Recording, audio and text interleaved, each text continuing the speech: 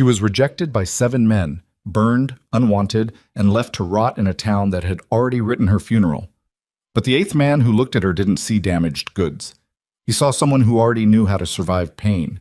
His offer wasn't flowers, wasn't promises. It was a rifle, a pack mule, and 3 words: keep up or die. What happened next on that frozen mountain would destroy everything she thought she knew about strength, about worth, and about what it means to finally belong somewhere. Stay with me until the end. Drop your city in the comments. I want to see how far this story travels. The morning Elena Harrow turned down her 7th proposal, it wasn't even a real proposal. It was more like a business transaction with an insult buried inside it. Franklin Gable stood at her front door with his hat in his hands and his eyes fixed somewhere slightly to the left of her face, the way most people looked at her, like they were trying to have a conversation with her without actually having to look at her. He was 34, recently widowed, owned 40 acres of flat grazing land on the eastern edge of Coldwater Creek, and he smelled strongly of tobacco and something that might have been desperation. "I'll be honest with you, Elena," he said, still not meeting her eyes. "I'm not looking for much. Just someone to keep the house and help manage the winter provisions. You're capable enough for that, I reckon. And I wouldn't—" He paused, cleared his throat. "I wouldn't make too many demands on you, given the circumstances." Given the circumstances. She stood very still in the doorway. The October wind came off the mountains hard and cold, pulling at the loose strands of her dark hair, and she let it. She didn't shiver. She'd stopped shivering at things like that a long time ago. "Given what circumstances, Franklin?" she said. He finally looked at her then. His eyes moved to her arms, where the sleeves of her dress stopped just below the elbow, and below that point the skin changed, puckered and silvered and ridged in patterns that crawled from her wrists halfway to her elbows on both sides. Burns. Old ones. Deep ones. He looked away again quickly, like he'd been caught doing something embarrassing. "Well," he said, "you know." "Say it plainly," Elena said. "I'd rather hear it plain." He shifted his weight, turned his hat around once in his hands. "A woman your age with your condition. You're not going to have many options, Elena. I'm offering you a decent situation, a roof, food. You wouldn't have to—" "Get off my porch," Elena said. He blinked. "Now hold on. I heard you clearly, Franklin. Thank you for the visit." She stepped back inside and closed the door. Not slammed it. That was important. She didn't slam it. She closed it quietly and stood with her back against the wood for a moment, listening to him shuffle off the porch steps and walk away, and she breathed in slowly through her nose until her jaw unclenched. Then she went back to mending the fence post she'd been working on before he arrived. There was always something to mend. Atatam. The town of Coldwater Creek sat at the base of the Cerro Mountains, in the kind of place that made you understand why the first settlers here had been either very brave or very stupid. 340 souls, fewer every winter, more every summer, and the net gain was barely enough to keep a general store and a blacksmith profitable. The mountains to the west were spectacular and completely indifferent to human life. The winters came early, hit hard, and left late. The land was beautiful in the way that beautiful things sometimes are, completely unconcerned with whether you survived looking at it. Elena had lived here her whole life.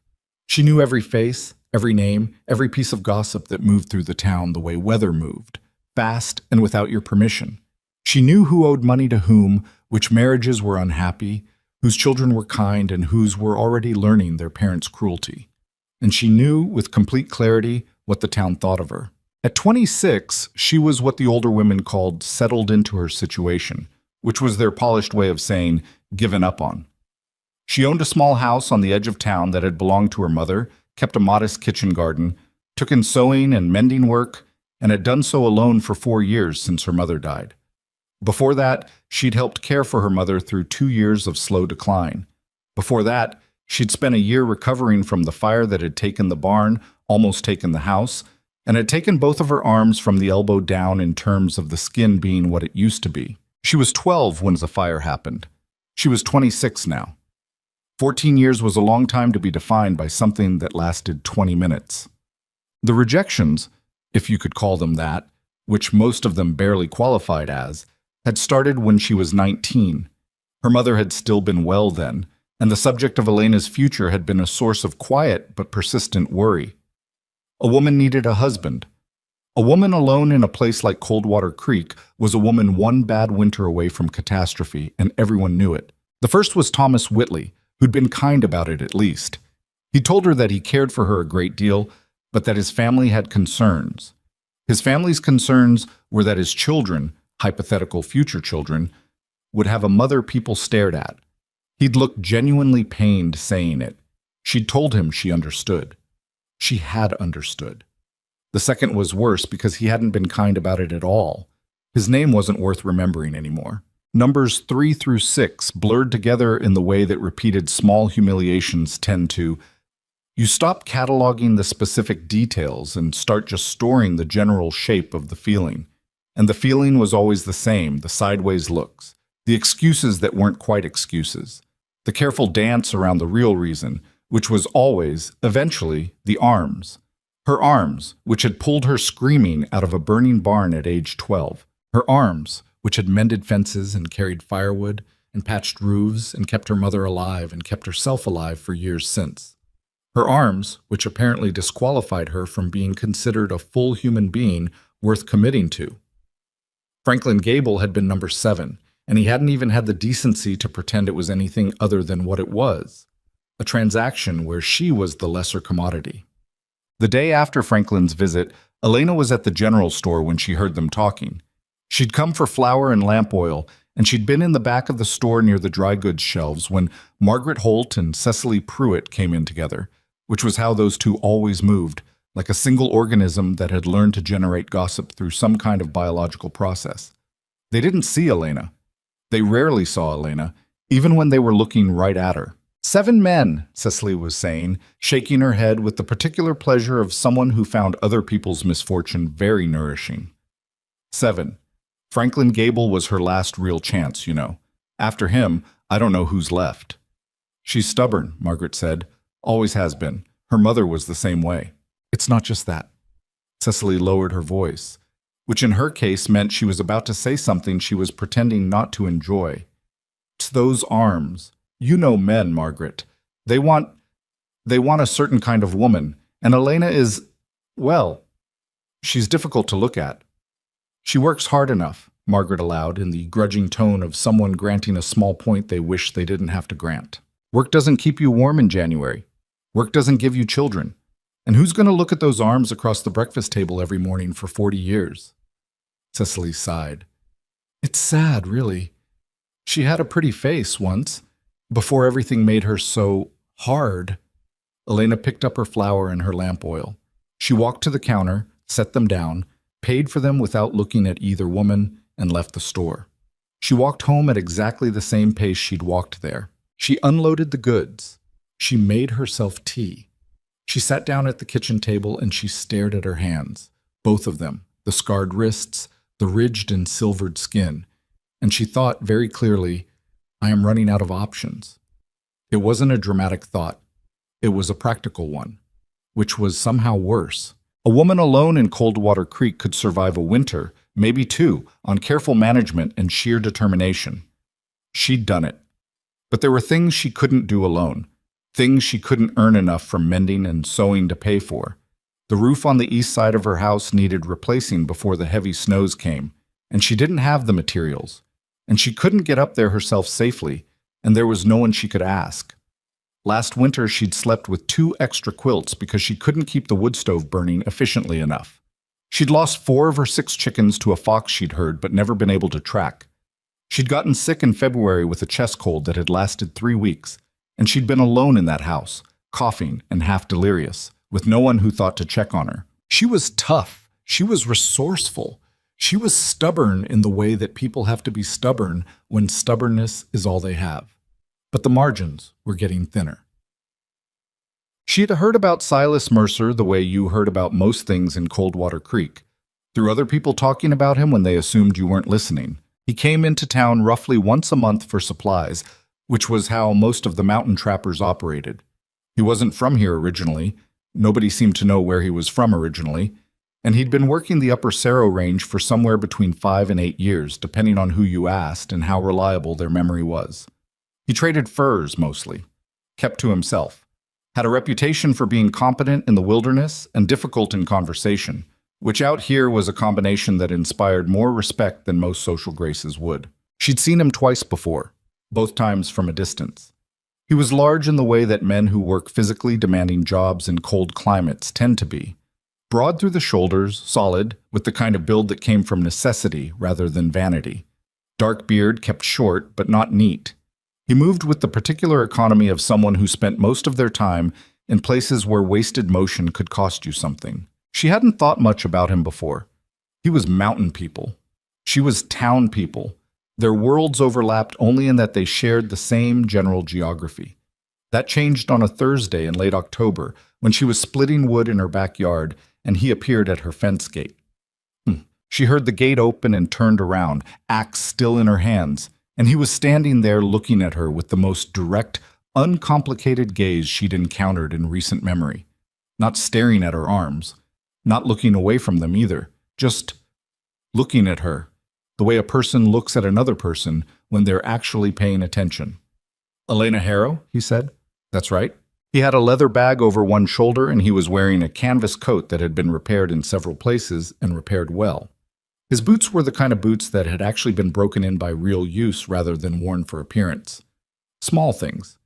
But she noticed small things. "My name's Silas Mercer," he said. "I've got a proposition for you." She set the axe head down on the chopping block and leaned on the handle. "I've had quite a few of those lately." Something moved across his face that might have been acknowledgement. "I know. I heard. This is a different kind." "What kind?" "The kind where I need a partner," he said. "Not a wife. A partner. Someone who can work, learn fast, follow instruction, and not quit when it gets hard. I've got a claim up in the high range that's producing well, and I can't manage the winter alone anymore. I need a second person, someone who wants the work more than they want the comfort." She studied him for a moment. "Why me?" "Because everyone else in this town's too comfortable to be honest," he said. "And because I asked around and everyone told me you were the one person here who's been doing the hardest work with the least help for the longest time." He paused. "That's what I need." "You're not bothered," she said, and she held up one forearm slightly, not showing it off, just indicating, "By this." He looked at her arms, looked at them directly without flinching and without performing nonchalance. "Bothered?" he said. "No. Should I be?" She didn't answer that immediately. She looked at him for a long moment, trying to find the angle, the catch, the cruelty hiding underneath the plain words, because there was always something underneath. People didn't just say things straight, they packaged them.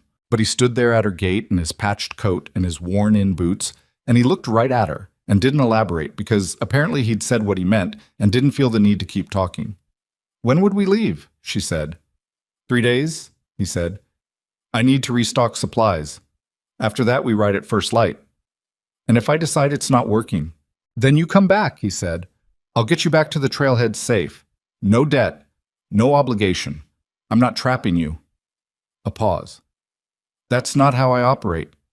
She looked at the east side of her house, the roof sagging where the rafters were going soft, the woodpile that was smaller than it should be at this point in October, the chicken coop with only 2 occupants now. Then she looked back at Silas Mercer standing at her gate. "I'll need to pack," she said. 3 days, he said again, and walked away. The town's reaction was exactly what she'd expected, which meant it was ugly and certain of itself and dressed up in concern. Margaret Holt came to her door the same evening. "Elena." She stood on the porch with her arms crossed, wearing the expression she used when she was about to say something intrusive under the guise of caring. "I heard you spoke with Silas Mercer today." "Word travels fast," Elena said. "Elena, that man is—" She paused, searching for the right framing. "He's not a settled man. He doesn't own property. He doesn't have community ties. He disappears into those mountains for months at a time, and nobody knows what he does up there. And there are stories." "What stories?" Margaret's mouth tightened. "About his temper, about why he doesn't come to town more often. Some people say he's hiding something. Some people say he's not quite—" She tapped her temple. "Right," Elena finished for her. "I'm just saying, as someone who knew your mother—" "You're saying you think I should stay here," Elena said. "Mend clothes. Wait for another Franklin Gable to come along." I'm saying you don't know this man. I don't know much about any of the men in this town, Elena said, and I know quite a lot about how they see me. So, she held the door. Was there something else? There was not. Margaret left, and Elena went back to packing. Oh, Cecily Pruitt managed a more theatrical intervention at the general store when Elena came to purchase trail provisions the next day. You can't honestly be considering this, Cecily said, loud enough for the 3 other people in the store to hear, which was clearly the point. Going up into those mountains with a stranger? Alone? Elena, think about your reputation. Elena set a bag of dried beans on the counter. My reputation as what? As a woman. People will talk. People already talk, Elena said. I heard them yesterday. In this store. She held Cecily's gaze for a moment, watching the flush climb her neck. Add it to the list. She paid for her provisions and left. The one person who surprised her was old Pete Danver, the blacksmith, who'd known her since she was a child and was one of maybe 3 people in town she had any real warmth for.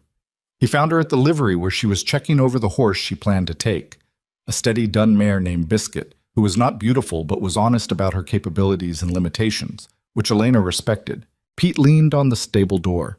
He was 60, barrel-shaped, with hands that were scarred in their own way from 40 years at the forge, and he'd never once in all that time looked at her arms like they were something to apologize for. You leaving? He said. 3 days, she said. He was quiet for a moment. Mercer's a hard man, he said. Not mean, just hard. The mountains do that. I'm not looking for easy, Elena said. I know. He watched her check the mare's hooves. Your mother would have worried. My mother worried about everything, Elena said. She worried while she was working, so she got the worrying and the working done at the same time. She straightened up. I think I learned that from her. Pete was quiet for another moment, then, You know how to fire a rifle? Passably. Come by the shop tomorrow. I've got a Winchester I'll put right for you. No charge. He pushed off the door frame. Come back in the spring, Elena. She looked at him. He was already walking away the way Pete always communicated significant things, while moving without looking at you directly, because the sentiment was real enough that he didn't want to make a production of it. I intend to, she said. He waved a hand over his shoulder without turning around. The morning they left, the sky was the color of old iron, and the temperature had already dropped below freezing before the sun was properly up. Silas was at the edge of town at the trailhead with a pack mule loaded so efficiently that it looked almost architectural, every bundle and bag placed with the logic of someone who'd done this enough times to stop thinking about it and just know. He was checking the mule's rigging when she rode up on Biscuit, her own pack lashed behind the saddle, Pete's Winchester in the scabbard along the saddle's right side. He glanced over at her, looked at the rifle, looked at the pack, gave a small nod. Ready? He said. Yes, she said. He turned his horse, a heavy-boned gray with a calm, unimpressed face, and started up the trail without ceremony. No speech, no instructions about what they were heading into, no reassurance. She touched her heels to Biscuit's sides and followed. Behind her, Coldwater Creek sat quiet in the early morning gray. She didn't look back. She'd made a point of not looking back, and she kept to it. The first hour on this trail was enough to communicate certain fundamental realities. The path that led up from the valley into the Cerro Range was not a road. It was barely a trail. It was more of an aggressive suggestion that human feet had occasionally gone this direction, and the ground remembered it. It climbed steeply through stands of lodgepole pine that closed in on either side until the sky was a narrow gray stripe overhead, and the footing was made treacherous in places by loose shale and the remnants of an early-season frost that hadn't fully thawed even at midday. Biscuit was a sensible horse and navigated it carefully, but it was still tense work, and Elena found herself paying absolute attention to the path ahead. Where the mare placed her feet, where the trail curved, where the shoulder dropped away sharply into a gulch that fell 20 feet into creek-cut rock. Silas moved ahead of her at a steady, unhurried pace, and he didn't look back to check on her. Not once. She wasn't sure whether that was rudeness or respect, and then she decided it didn't matter much which it was, because the effect was the same. She had to manage herself. He wasn't going to manage her. That was fine. She'd been managing herself for years. They stopped at midday in a clearing where a creek crossed the trail, and Silas watered the animals while Elena dismounted and stretched the particular stiffness out of her lower back that hard uphill riding put into you. She'd ridden before, but not like this, not for this long at this grade. Eat something, Silas said. He wasn't looking at her. He was checking the mule's pack straps with the focused attention of someone taking a genuine inventory. I'm fine, she said. Eat something anyway, he said. You'll need it in 2 hours. The next section's steeper. She pulled a piece of hardtack and dried meat from her coat pocket and ate standing up, watching the creek run over its ice-edged rocks. The mountains were visible now above the tree line, genuinely imposing, the upper peaks already white, the kind of terrain that didn't care about any of the things that had occupied her mind for the last several years. How far is the cabin? She asked. 2 days. Day and a half if the weather holds. He glanced up at the sky. It won't hold. How do you know? The way the cloud's sitting on the eastern peak. He nodded toward it, something she wouldn't have looked at or understood. Storm coming in from the northeast. We'll make camp before dark tonight. She looked at the mountain, then looked at him. What do you know about me? She asked. You said you asked around. He tied off the last strap on the mule and straightened up. I know your father died when you were 8. Your mother raised you alone. You were in a fire when you were 12, barn fire, got both arms burned. Recovered. Helped your mother for a long time after. She died 4 years back. Since then, you've been managing the place yourself. That's the facts, she said. What do people say about me? Something close to dry amusement crossed his face. They say you're stubborn, proud, that you won't accept charity and you won't make yourself easy to help. He paused. They mostly said it like it was a complaint. And you? I mostly heard it like a list of qualifications, he said. He picked up his horse's reins. Let's move. He'd been right about the weather. By mid-afternoon, the sky had gone from iron gray to the particular heavy pewter that preceded serious snowfall, and the temperature dropped another 10 degrees so fast you could almost feel the specific moment it happened. The trees around them were getting denser and darker, and the trail was narrowing in ways that required active concentration. Elena focused on the path and didn't say anything about the cold, which was getting into her fingers through her gloves. Her hands were a particular vulnerability. The scarred skin didn't insulate the way normal skin did, and cold settled into it differently. Not exactly painful, but demanding. Persistent. She didn't mention it. They stopped to make camp before the light gave out, in a spot Silas seemed to have known about. A slight depression in the terrain beside a rock face that cut the wind, with enough deadfall nearby for firewood. He moved through the setup with practiced efficiency, unpacking only what they needed, tying the animals on a picket line, clearing a fire pit that was already partially formed from previous use. You've camped here before, Elena said. Every time I come up or down, he said. Good spot. Wind breaks from 2 directions. He got the fire going with the particular competence of someone for whom fire-making had stopped being a skill and become just a thing the hands did. Elena watched the process, what he gathered, how he arranged it, where he lit it, and stored it. Then she unpacked his food provisions and started on what they'd eat that night, because someone had to, and he was still managing the animals. She didn't ask if it was her job. She just did it because it needed doing. When he came back from the picket line, the pot was on, and the beans and salt pork were working toward something that would at least be hot. He sat down on the opposite side of the fire and looked at the pot, then at her. He didn't say anything for a moment. I didn't know if you could cook on open fire, he said finally. I didn't either, she said. I'm figuring it out. Does it look right to you? She considered. No, the fire's too high under it. It'll burn on the bottom. Then fix it. She moved 2 pieces of wood, redistributed the coals, adjusted the pot's position. The simmer evened out. He watched her do it without commentary, which she was beginning to understand was how he operated. The snow started an hour after dark, and by the time they finished eating, it was coming down steadily enough to make the firelight look ringed and blurred. Elena sat with her coffee and listened to it settle on the branches above them, a sound like careful breathing. Can I ask you something? She said. You can ask, he said. Why does a man who spent 5 years trapping alone suddenly need a partner? The fire snapped. He was quiet long enough that she thought he might not answer. "Last winter," he said, "I got my leg caught in one of my own traps. Beaver trap. Set badly, which was my own fault. I managed to get it off and I made it back to the cabin, but it took me 6 hours, and there was a point in those 6 hours where I was pretty sure I wasn't going to." He said it without drama, just facts. "And?" she said.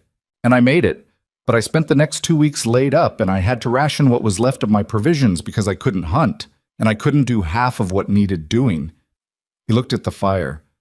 I don't like needing things, but I'm also not stupid about it."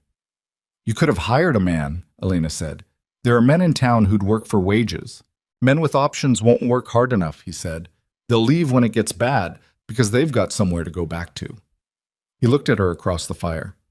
"You don't have anywhere to go back to." She held his gaze. "That's a cold way to put it." "It's honest," he said. "Is it wrong?" She thought about Franklin Gable's hat in his hands, about the east side of her roof, about the general store and the 2 chickens left in the coop. "No," she said. "It's not wrong. I'm not trying to use that against you," he said, and he said it without the gentleness people usually wrapped around difficult truths, but somehow that made it more believable rather than less. "I'm saying we're in the same position. Neither of us has good options. I've got a cabin and a claim and skills you don't have yet. You've got—" He stopped, started again. "You've survived things that would have finished most people. Alone. That's not nothing. That's actually most of what matters up here. The snow fell. The fire burned." "I'm going to be bad at things," she said. "At the start." "Yes," he said. "That doesn't bother you?" "Being bad at things at the start bothers everyone," he said. "But you'll learn or you won't. I'll teach you what I know. After that, it's on you." She looked at him. This difficult, unornamental, direct man sitting across from her on the cold mountainside, and she thought, "I have no idea what to make of you." But she thought it without fear, which was something. "All right," she said. "All right," he said, and that was apparently enough for both of them. The second day on this trail was harder than the first in every way that mattered. The snow that had fallen overnight had hardened to a crust that broke unpredictably under the horses' hooves, and the trail climbed through a series of switchbacks that required complete concentration to navigate safely. The cold was deeper now, the kind that got inside your coat, found the gaps at your collar and wrists, and settled into your joints like it had a lease. Silas set a pace that was demanding but not impossible. He stopped occasionally to check the trail, to read signs she couldn't yet interpret, bent branches, disturbed snow, the way a ridgeline sat against the sky. Each time he stopped, he didn't explain what he was looking for. He just looked, decided, and moved. After the third stop, she asked, "What are you reading when you do that?" He looked at her, a pause, like he was deciding how much explanation was worth giving. Then, "Game trails, wind patterns, snow depth, whether the trail ahead has had any significant weight on it recently." "Weight like what?" "Like a black bear that should be asleep but isn't," he said, "or a rock slide that's loosened something above the trail." He pointed up toward a cliff face she'd been not looking at deliberately, because looking at it made her stomach go odd. "See where that line of snow is disrupted? That happened in the last 48 hours. Means something came down off that face. Small probably, but I want to see what's below it before I ride under." She looked at the disrupted snow line. She could see what he meant now that he'd pointed to it. "How long did it take you to learn to read that?" she asked. 3 winters, he said. "The first one mostly through mistakes." He moved his horse forward. "You'll be faster. You're paying attention." It might have been a compliment. With Silas, it was difficult to tell compliments from straight assessments, because he seemed to deliver both in the same tone. They reached the cabin at mid-afternoon of the second day, with the light already starting to go flat and gray. It sat in a south-facing clearing at elevation, backed against a ridge that cut the prevailing north wind, with a good sight line down the approach trail and a creek running 40 yards to the east. The structure itself was solid and completely unlovely. Notched log construction, a single main room with a loft, a steep roof with good pitch for snow load, 2 small shuttered windows, a door hung with heavy hardware, a lean-to against the north wall for the animals, a root cellar door set into the earth nearby. No charm, no concessions to aesthetics. Every decision in its construction had been made by the question, will this keep people alive in winter? It's not much, Silas said, watching her look at it. It's not nothing, she said. He made a sound that might have been agreement, and they got to work. The work of the first afternoon was immediate and physical and left no room for thought. Unpack the animals, store the provisions, lay in the firewood that was stacked beside the lean-to, check the cabin's condition after his last absence, clear the snow that had accumulated against the door, get the stove going. Silas moved through all of it with the unhurried efficiency of someone who had done it many times, and Elena worked alongside him, matching his pace where she could and asking specific questions when she couldn't. What temperature does the stove need to be before you bank it for the night? Hot enough that you can hold your hand near the top for 3 seconds and pull it away. How far into the root cellar do the potatoes need to be to keep from freezing? Back wall, low shelf, away from the door. You'll know they froze if they go soft and sweet. He answered every question without impatience and without condescension, and he didn't repeat the same point twice, which she took to mean he expected her to remember it. So she remembered it. By the time full dark came down and the cabin was warm and there was food on the stove, Elena Harrow was so tired that her bones felt heavy, and her hands ached from the cold and the work in the particular way that old scar tissue sometimes aches, deep and dull and persistent. She sat at the rough table with her hands wrapped around a cup of coffee, and she looked at the fire through the stove's open grate, and she thought, without entirely meaning to, I have never, in the last 4 years, been this tired and this close to feeling all right. Not happy. That was too large a word for a first night. But all right, present, accounted for. Silas was sharpening a knife on the far side of the room, the sound of it regular as a heartbeat, and he didn't say anything, and she didn't say anything. And outside the cabin, the Cerro Mountains held their cold and enormous silence, and for the first time in as long as she could clearly remember, no one was looking at her and finding her wanting. She didn't sleep well that first night. The loft was warm enough, but the sounds were wrong.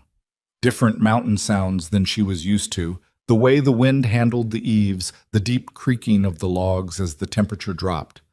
She lay awake for a long time and listened and sorted the sounds into categories. Normal, investigate, ignore. By 3 in the morning, she had a preliminary map of the cabin's nighttime vocabulary. She thought about Coldwater Creek, Margaret Holt and Cecily Pruitt and Franklin Gable with his hat in his hands. 7 men who'd looked at her arms and decided she wasn't worth the full price of a human being. She thought about what Silas had said at the fire. You don't have anywhere to go back to, and she thought, good. She didn't want to go back. She hadn't wanted to go back when she'd packed her bags, and she didn't want to go back now, and she suspected she wouldn't want to go back in the spring when the pass opened and the choice presented itself again. She didn't know yet what she did want, but she was starting to think she might find out. The wind moved through the ridge above the cabin, and the logs talked to each other about the cold, and Elena Harrow pulled the blanket up to her chin and lay in the dark and breathed, and she was still here, and the mountain was still here, and tomorrow there would be more to learn. That felt, against all reasonable expectation, like enough. The second morning arrived without ceremony. Elena woke before Silas did, which surprised her, because she'd assumed he was the kind of man who rose before light and was already doing 3 things by the time the sky turned gray. But when she climbed down from the loft, the cabin was dark and still, and only the low ember glow from the stove's grate gave any light at all. She stood for a moment in the cold silence, orienting herself. The smell of pine sap and wood smoke, the muffled weight of snow on the roof, the unfamiliar geometry of someone else's space. Then she built up the fire, because it needed doing, and she was awake and standing right there, and she started the coffee. Silas came down the loft ladder 20 minutes later, when the cabin had begun to warm and the coffee was working itself toward ready. He stopped at the bottom of the ladder and looked at the stove. Looked at her. She was sitting at the table with her own cup watching the fire. You didn't have to do that, he said. I was up, she said. Coffee's ready. He poured himself a cup and sat down across from her and drank it without saying anything else for a while, which she was learning was simply how he occupied mornings. Not sullen, just quiet. The way some people are just genuinely quiet and mean nothing by it. Outside, the snow had stopped overnight, but the sky was the muted white of a sky, considering starting again. The trees stood very still. The mountain did what it always did, which was exist with complete indifference to whatever was happening inside this cabin. What's today? Elena asked. Checking the trap lines, he said. There are 11 sets between here and the North Fork of the creek. We walk the whole line, check each set, reset what's empty, retrieve what isn't. It'll take most of the day. Show me how to reset them. He looked at her over his cup. You've never worked traps. No, so show me. There was a pause that wasn't quite a pause, more like the brief moment where he adjusted his expectation of how this morning was going to go. All right, he said, finish your coffee first. She already had. They went out into a morning so cold it made the inside of her nose ache on the first breath, and the snow was crusted hard enough to take their weight most of the time, which meant the going was faster than the mud of a thaw would have allowed.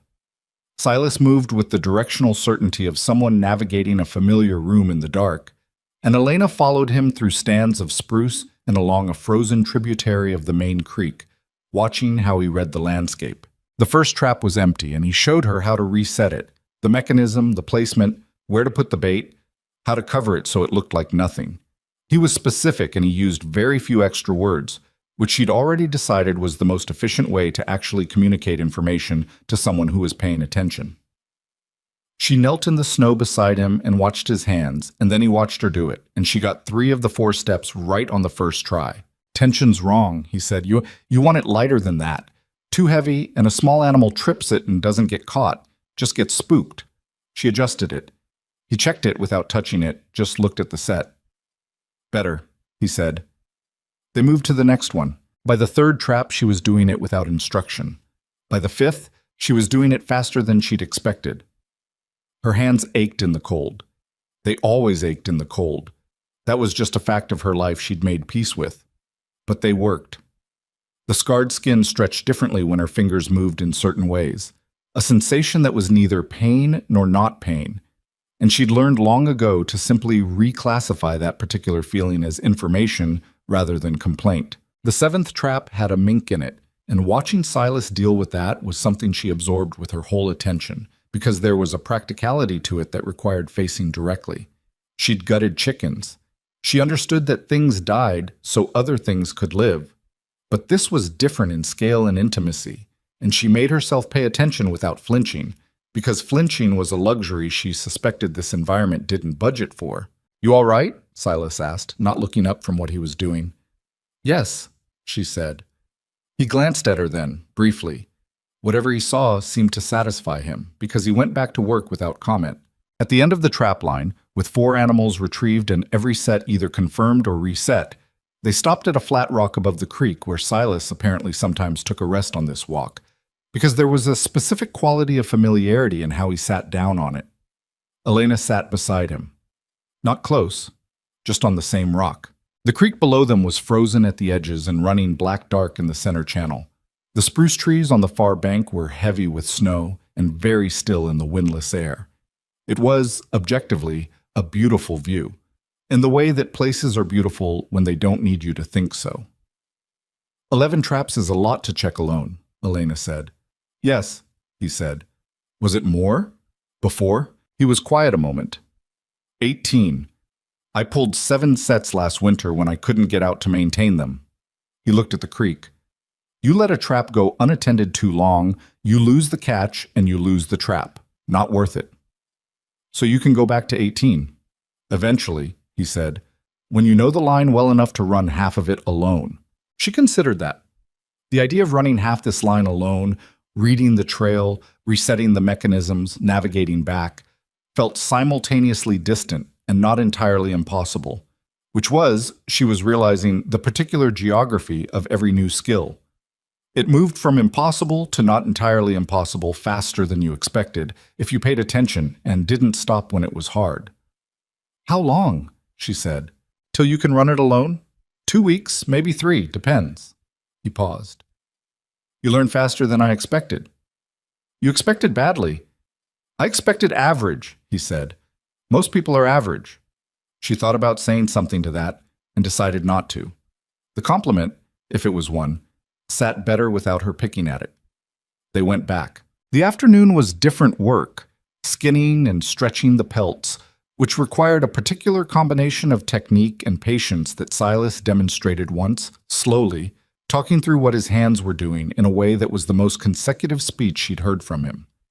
She worked beside him, and her first attempt was bad, in the specific ways that a first attempt is bad when the skill is entirely physical and hasn't yet been stored in the body's memory. Too much pressure in one place, not enough in another. She ruined the edge of one pelt, and he looked at it without saying anything. Pointed, just took it from her and showed her the corrected angle. Her second attempt was better, recognizably better. He said so, directly, and went back to his own work. It was a strange thing, she kept noticing. How little energy he spent on softening or framing. He said what was true. The pelt was bad, the pelt was better. Here's why. Move on. There was no performance of patience, no visible effort to manage her feelings about the assessment, because he seemed to genuinely not believe her feelings about the assessment were something that needed managing. She was an adult capable of hearing accurate information. He was providing it. That was the transaction. After 4 years of town life, where every interaction carried a freight of social cushioning and implication and the careful navigation of who thought what about whom, it was deeply, almost dizzyingly straightforward. She wasn't sure yet if she liked Silas Mercer, but she was finding, somewhat to her own surprise, that she respected how he operated. The second week was when it got hard. The early November cold settled in with a permanence that the October cold had only been gesturing toward, and the difference was significant. Temperatures dropped below zero on 3 consecutive nights, which meant the morning routine expanded to include checking the animals, making sure the water hadn't frozen solid in the trough, making sure the animals hadn't developed any cold weather health issues, redistributing the bedding straw to compensate for what they'd displaced overnight. Add that to building the fire back up and starting breakfast, and it was an hour's worth of work before the actual workday began. Elena's hands were a problem she was managing and not telling Silas about.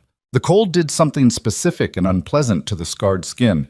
Not frostbite, not anything that serious, but a deep, persistent ache that she'd known about since she was 13 and had never found a complete solution to.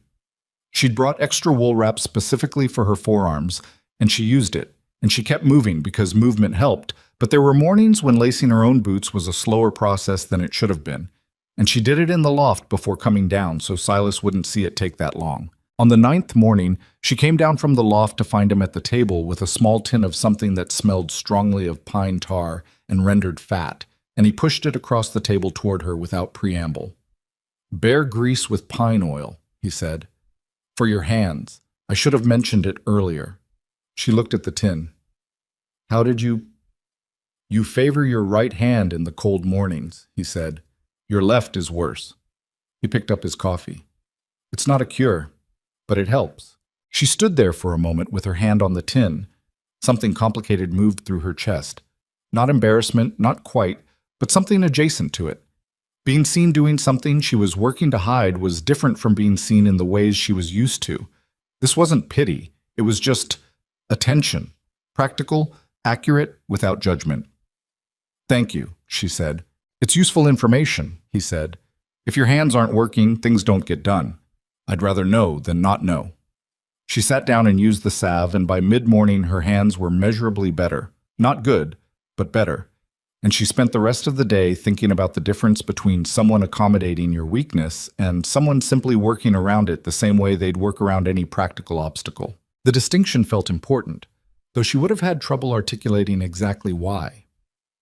The woodcutting lesson happened in the second week, and it was the first time they came close to an actual argument.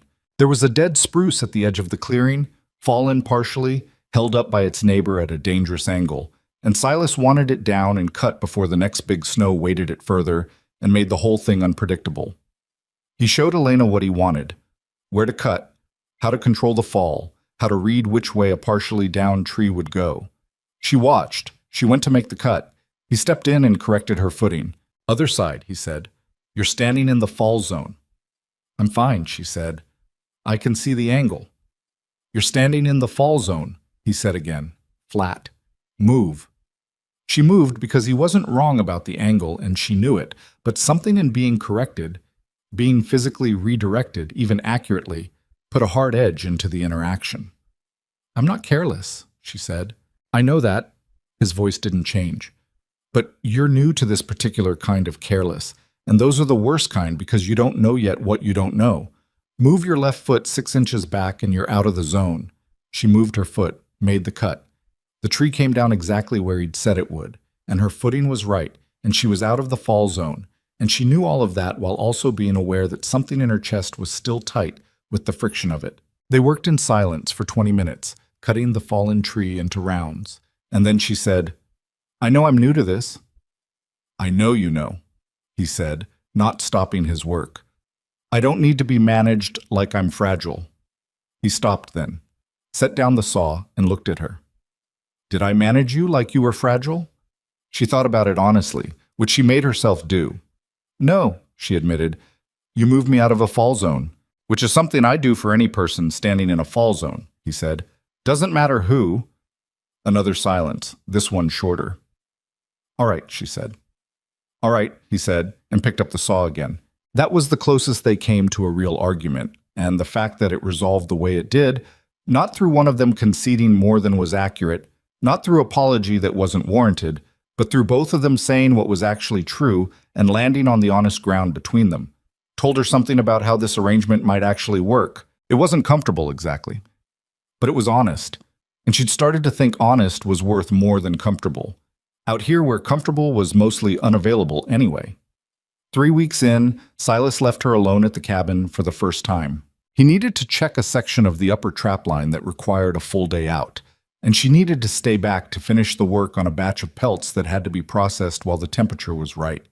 He gave her clear instructions about what to do if the weather turned, where the extra ammunition was stored, how to check the animals at midday. "You'll be fine," he said. It wasn't encouragement, it was an assessment. "I know," she said. He left at first light, and Elena spent the first hour after he'd gone doing exactly what she'd been asked to do. And then she spent the next hour noticing the particular quality of aloneness that settled over the cabin when it was actually genuinely empty. Not the aloneness of her house in Coldwater Creek, which had been a chronic condition, background noise she'd learned to live with. This was different. This was a space that had recently had 2 people in it and now had 1, and the absence had a specific weight. She finished the pelts. She checked the animals. She cleared the snow that had drifted against the cabin's east side overnight. She fixed a loose hinge on the lean-to door that had been annoying her for 4 days. She found, tucked on a shelf above the root cellar entrance, a crack in the door frame that she packed with clay and pine pitch because cold air was getting in there and she could see where it had been doing it for a while. When Silas came back just before dark, she showed him the door frame. He looked at it, ran his finger along the repair. "Good eye," he said. "It was letting in cold," she said. "I know. Meant to fix it in September." He stepped back. "Good repair, too." She didn't say anything, but something in her chest settled, just slightly, like a piece of furniture that had been sitting crooked, getting moved to level. That was the thing about this place, she was realizing. The feedback was immediate and real. If she did something right, it held up. If she did something wrong, the cold got in, or the trap didn't set, or the pelt came out wrong. There was no social performance to maintain, no audience to manage, no version of herself to perform for anyone's comfort or approval. There was just the work, and whether the work held. She was bad at some things, and she was getting better at them. She was good at some things she hadn't known she was good at. She was learning to read the sky the way Silas read it. Not well yet, not reliably, but the vocabulary of it was starting to make sense. The way certain cloud formations moved in from specific directions. What a change in wind meant about what was coming. One evening in the 4th week, she asked him something she'd been turning over for a while. "Do you miss anything about being in town?" He was oiling a rifle and he didn't look up. "Like what?" "Company? Other people? Noise?" She paused. "Whatever it is people usually miss." He was quiet for long enough that she thought he might just not answer, the way he sometimes filed questions in a category of things not worth addressing.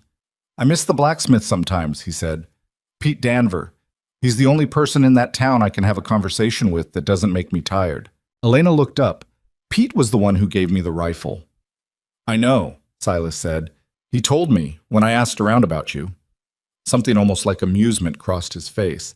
He said, "She's good people and she's getting a bad deal, and if you give her a fair chance, she won't let you down." Then he went back to his forge. She sat with that for a moment, quietly. Pete Danver, who'd put the rifle right for her and told her to come back in spring without making a production of caring about what happened to her. Is that why you came to find me specifically? She asked. That and the 7 men, Silas said. Figured a woman who'd survived 7 rejections in a town like that without losing herself completely was someone with a certain amount of spine. He looked up from the rifle. I was right. She could have said something to that. She found she didn't need to.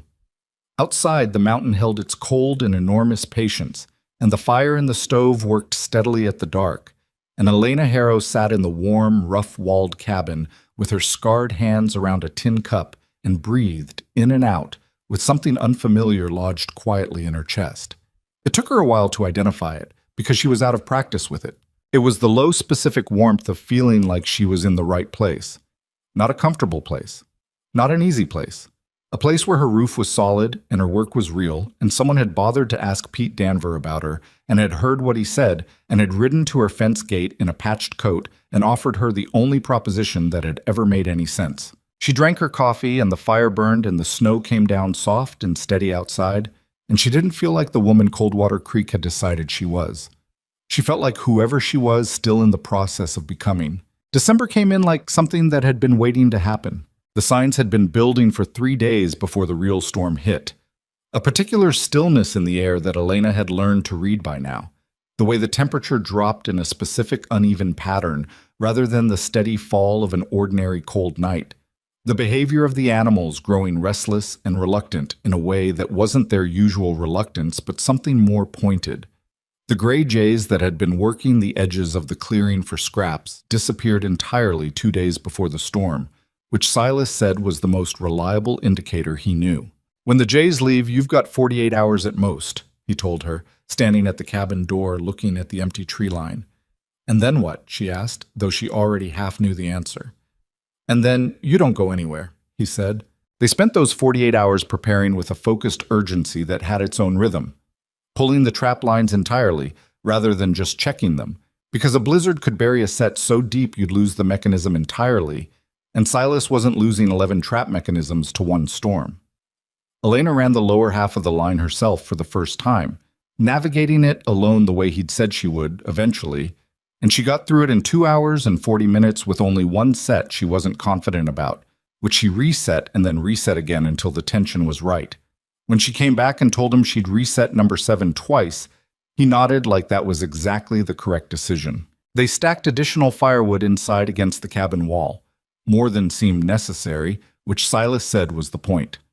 They checked every window seal, repacked the door frame with extra pitch, moved the feed for the animals into the lean-to so they wouldn't have to carry it across open ground in the worst of the weather. Elena counted their food stores twice and organized them by what needed to be used first, which was a habit from her mother's kitchen that translated perfectly to this context. The storm arrived at 3 in the morning and didn't ease up for 31 hours. Elena had experienced winter storms. She'd been through bad ones in Coldwater Creek, the kind that kept you indoors for 2 days and left 4 feet of snow on the ground when they were finished. She thought she had a reasonable mental model of what a serious blizzard felt like. She was wrong about the scale. The sound alone was something she hadn't been prepared for. Not wind, exactly. Not just wind, but something more total. A sustained roar that moved through the cabin walls and didn't stop, didn't gust and ease, and gust again the way ordinary wind did, just pushed and pushed at a consistent and brutal frequency that after several hours stopped feeling like weather and started feeling like the mountain itself was making a decision about who was allowed to stay. The snow hit the windows sideways. The door bowed inward slightly against the wind's pressure. The temperature outside dropped to something that the thermometer Silas kept on the exterior wall registered, and then stopped registering because the alcohol in the tube was moving down to ranges the instrument's maker apparently hadn't planned for. Inside, the fire worked hard and the cabin held.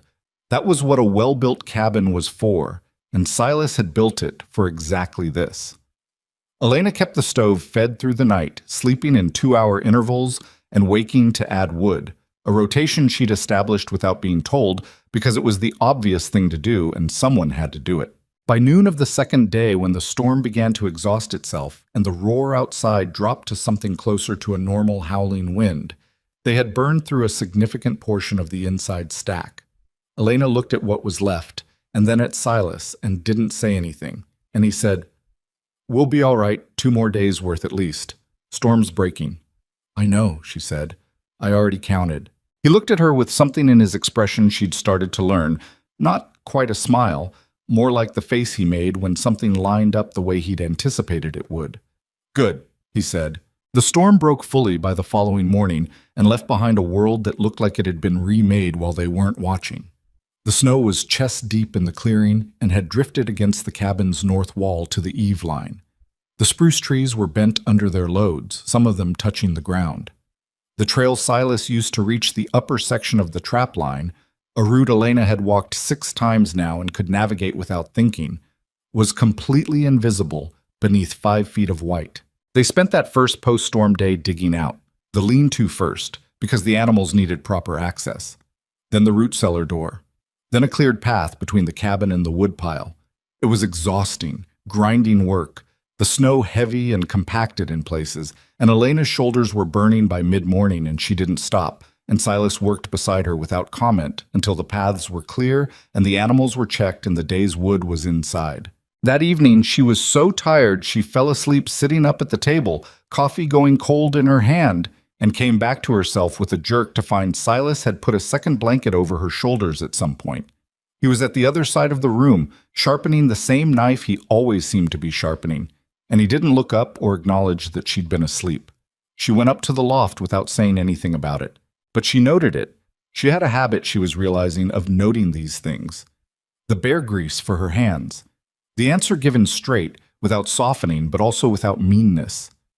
The blanket. Small calibrations, each one, not gestures of warmth exactly, or not only that, but a kind of ongoing attention that she wasn't used to being the object of. People in Coldwater Creek had looked at her arms and made a decision about what she was worth, and then stopped paying attention. Silas seemed constitutionally incapable of not paying attention, but the attention was never about the arms. It was always about what she was doing and whether it was working. She was almost asleep when she understood that this was the first time in a very long time that someone had watched her carefully and it hadn't made her feel reduced. The next day, Silas went up to check the upper trap line. This was the section that ran above the tree line, following a ridge line that offered the best access to the higher elevation sets, but also no shelter to speak of if the weather changed. He'd been clear about the route and clear about the timeline. He expected to be back by mid-afternoon, 5 hours out, and back with the checking and resetting done. And he left at first light with the sky a hard, clean blue after the storm, the kind of blue that made the whole mountain look like something assembled specifically to be looked at.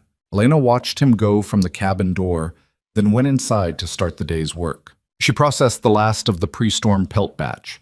She organized the trap mechanisms they'd pulled in before the blizzard, cleaning and checking each one for damage, setting aside 2 that had bent springs that would need work before redeployment. She cooked a midday meal she mostly ate alone, saving a portion for Silas. She split more wood, though they didn't urgently need it yet, because the work was satisfying in the specific way that repetitive physical tasks are satisfying when your mind needs something to do with itself. At 2 in the afternoon, she went to the door and looked at the sky. The hard blue from the morning had shifted. Not to storm weather, not that particular heavy pewter she'd learned to read, but to something hazier, with a thin high cloud moving in from the northwest that softened the light and flattened the shadows on the snow. Temperature was dropping, nothing alarming. But Silas had said mid-afternoon, and it was mid-afternoon, and the trail was still empty. She went back inside. She added wood to the stove. She checked the thermometer on the exterior wall.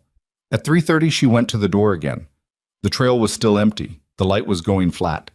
The temperature had dropped another 8 degrees since midday, and 8 degrees in an hour on a mountain in December was not nothing. She told herself he was fine. He'd been running that upper trap line for 5 years. He knew that terrain the way she was starting to know the lower line, instinctively, stored in the body rather than the mind. He was probably just running behind. The snow up high would be harder going, drifted deep in places, and resetting traps after a major storm took longer than a routine check. She told herself all of this and started heating water on the stove for when he got back, because he'd be cold and something hot would be the first thing needed. At 5 o'clock, when the light had gone from flat to gray, and the temperature had fallen to the point where the moisture in the air was crystallizing into a fine, drifting ice haze, she saw something at the tree line. It took her a full second to understand what she was looking at, because her brain initially sorted it into the wrong category. Movement, low to the ground, wrong shape for a man walking. Then she understood. He wasn't walking. She was out the door before she'd made any decision to be out the door, moving through the knee-deep cleared path, and then breaking into the uncleared snow beyond it, which was chest-high in places, and she went through it on pure momentum, because there was no other option, and when she reached him, she understood immediately that something had gone badly wrong. He was crawling. Had been crawling for... She didn't know how long, she couldn't know, but the trail he'd broken through the snow from the tree line told its own story. The uneven drag and push of someone moving on insufficient limbs.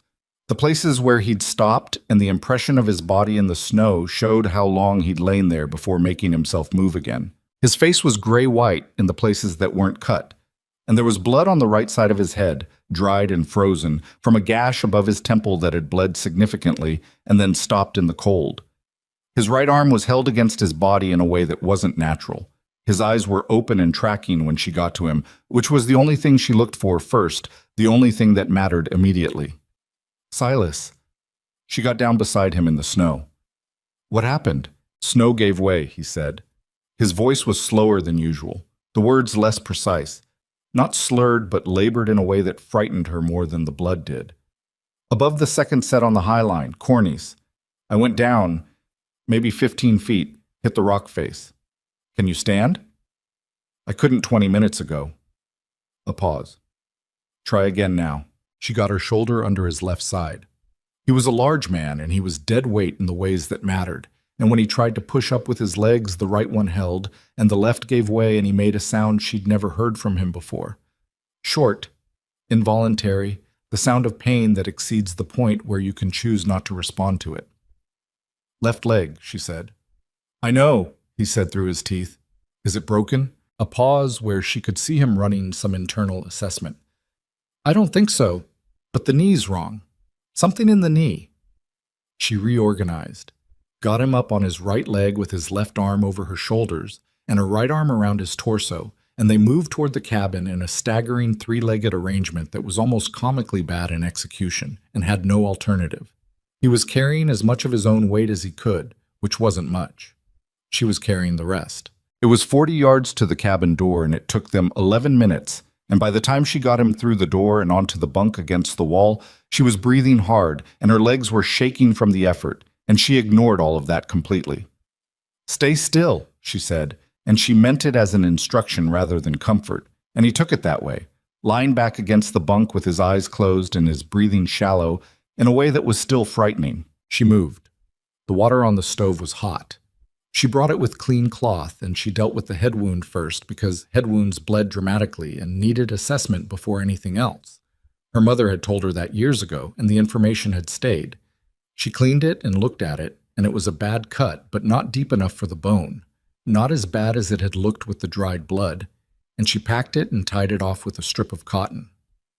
She tore from the hem of the extra shirt she kept in the loft, then the knee. She cut the leg of his trousers to get a proper look. The joint was swollen significantly, the swelling already filling the space above and below the kneecap in a way that indicated the soft tissue had been damaged badly. She pressed carefully around the bones and watched his face for the specific response that would indicate fracture. The involuntary muscle response to bone pain was different from tissue pain. She'd read that somewhere years ago, and she didn't know how reliable it was, but it was all she had, and what she got looked more like tissue. He hissed through his teeth at the pressure, but didn't lose his focus, and the bones under her hands felt continuous rather than interrupted.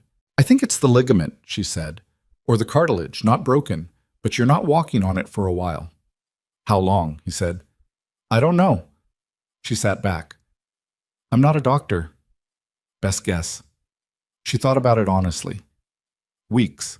If you rest it properly and don't push it.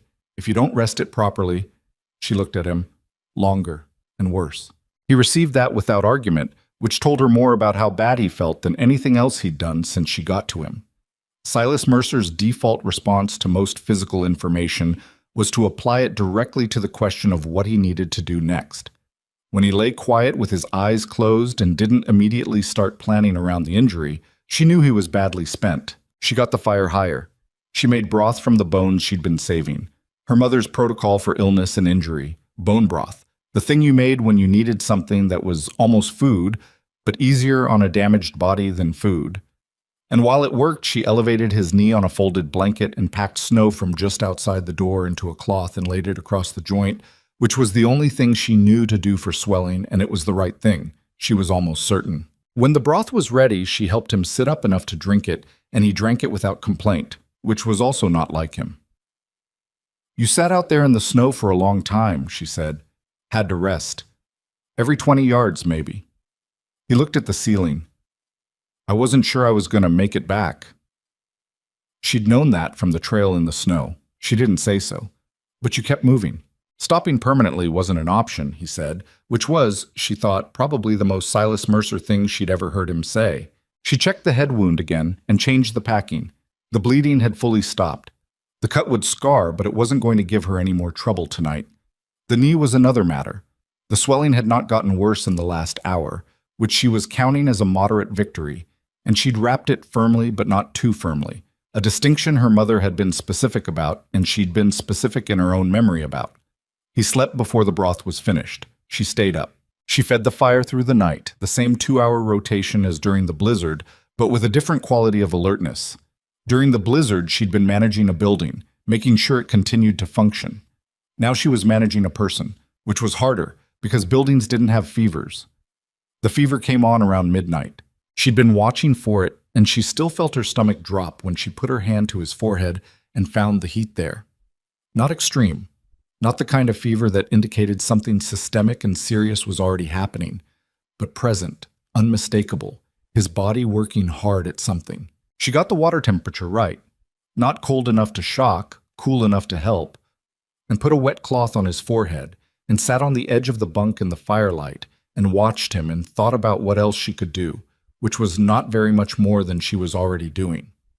She was not a doctor. She had no medicine beyond what Silas kept in a small kit on the high shelf, which contained bandaging and a tin of the same pine tar salve and a small bottle of something alcoholic she'd used to clean the head wound. She had food and fire and clean water, and her own 2 hands, and her own complete attention. She stayed awake. Around 3 in the morning, he surfaced partway and looked at her with eyes that were glassy and not entirely focused. "You should sleep," he said. "I'm fine," she said. Elena. Her name, which he used rarely enough that it registered differently when he did. "You've been up since before I came back. That's 8 hours," she said. "I'm aware. I'm fine."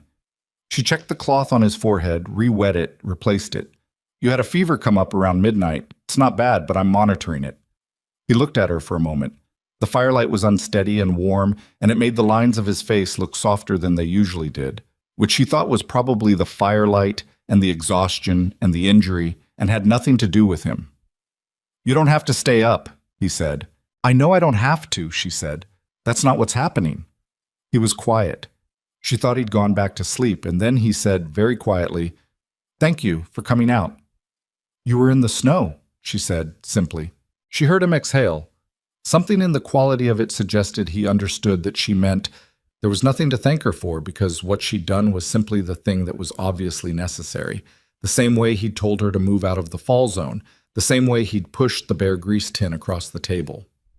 You saw what was needed and you did it. That was the arrangement.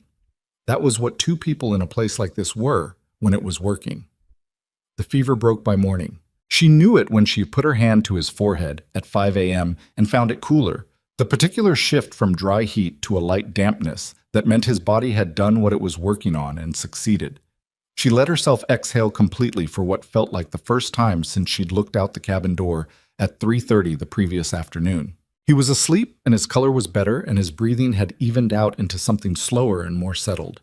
And outside the mountain was going from black to gray to the deep cold blue of early morning, and Elena sat at the table with cold coffee and both hands wrapped around the cup and felt the specific weight of a night that had ended the way it needed to end.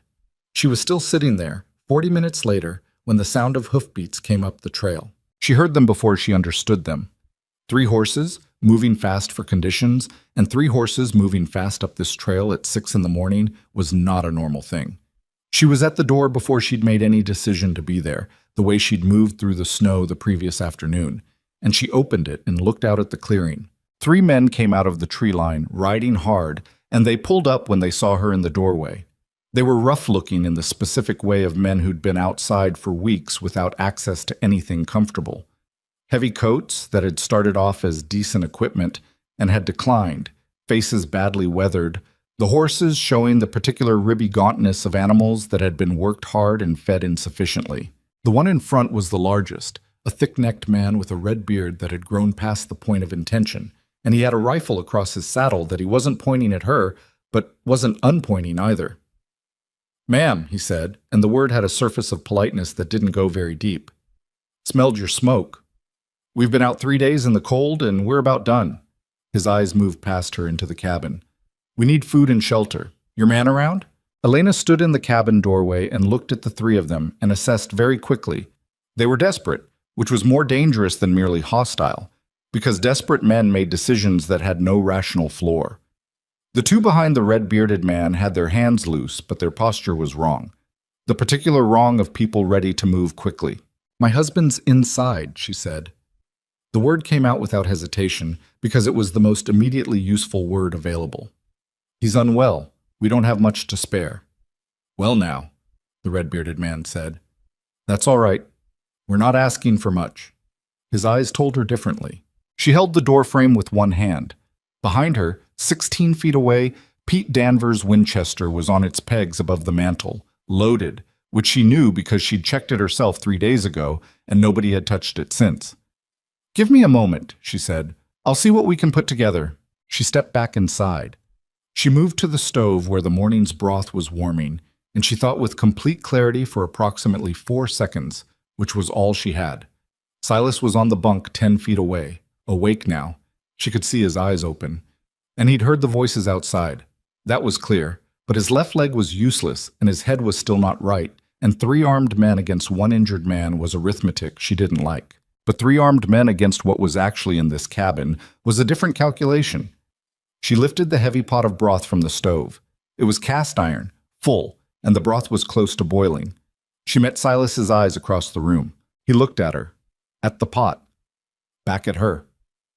Something moved across his face that was neither encouragement nor warning, just a very direct and complete attention, the same attention he'd given her on the first day at her fence gate, and she understood that he was going to do whatever she did, that he was trusting her read on this because she was the one who'd been at the door and he hadn't. She went back to the doorway. "Come in and get warm," she said. "I've got broth on." The red-bearded man swung down off his horse with the satisfied movement of someone whose gamble had paid off, and he took 1 step through the doorway. Just 1 step, just into the threshold, close enough that she could see the cracked skin of his lower lip and the particular flat calculation in his eyes that told her she'd been right about what kind of men these were and what they actually wanted. And Elena Harrow threw the contents of a full cast-iron pot of near-boiling broth directly into his face and chest. The sound he made was not a word. What happened next was fast and loud and not clean. He went backward and the men behind him scrambled in the narrow doorway, and Silas came off the bunk with his good leg under him and the rifle in his hands in the same motion. She didn't know how he'd gotten to it. She hadn't seen him move. She'd been entirely focused on the door. And his voice was the steadiest thing in the room when he said, "Don't." The 2 men behind the red-bearded one froze. The red-bearded man was on the ground outside the door in the snow, making sounds, his hands at his face, and the rifle that had been across his saddle was on the cabin floor just inside the threshold where it had landed when he fell. "Hands," Silas said. "Both of you. Up and back, away from the horses." They moved back. Elena stepped sideways and picked up the rifle from the floor and held it in a way that indicated she knew what it was for, because she did, because Pete Danver had put it right and told her to practice, and she had.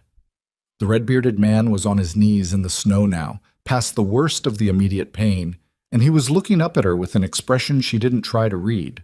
"That," Silas said from behind her, still steady, still controlled, "is the last decision you make on this property."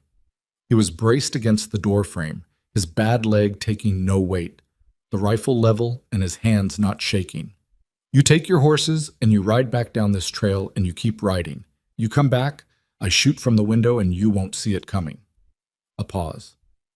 "Do you understand me?" The red-bearded man understood him. They left. All three of them, the horses disappearing back into the tree line in less than 2 minutes, the sound of hoofbeats dropping away down the mountain trail until the silence came back, and the morning held nothing but the wind in the spruce trees and the sound of both of them breathing.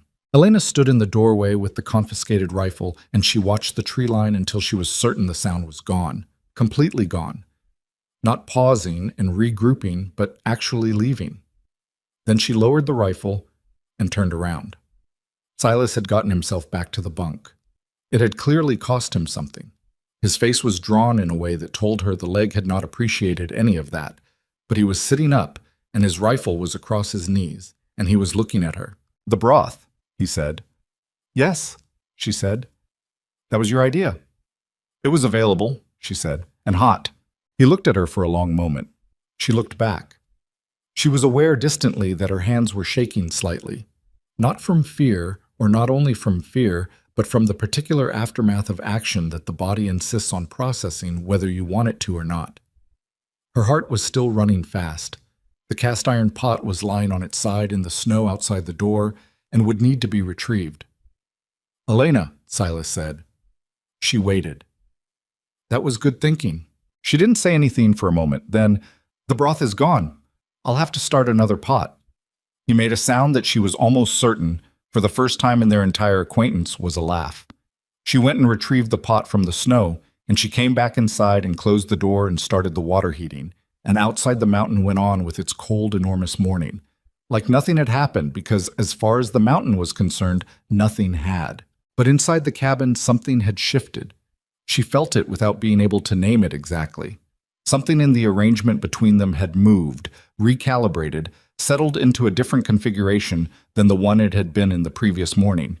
She'd gone out into the snow for him and stayed up through the fever and held the door against 3 armed men with a pot of broth and a borrowed rifle, and he'd come off a bunk on a damaged leg to cover her without being asked, and neither of them had made a speech about any of it, and somehow that was the most significant part. She put the water on, and he leaned back against the bunk wall with his rifle across his knees and his eyes half closed, and the fire worked steadily, and the mountain held its silence outside, and Elena Harrow stood at the stove in the rising warmth and understood, with the particular clarity that only comes after something has genuinely tested you, that she was exactly where she was supposed to be. The days after the attack had a different quality to them, not softer exactly. The work didn't get softer. If anything, the deep December cold made everything harder, the way cold always did, adding 10 minutes to every task and an extra layer of physical cost to every hour. Silas's knee kept him off the trap line for 2 full weeks, which meant Elena ran it alone, both halves, every other day, and managed the cabin work in between. She wasn't going to pretend that wasn't hard.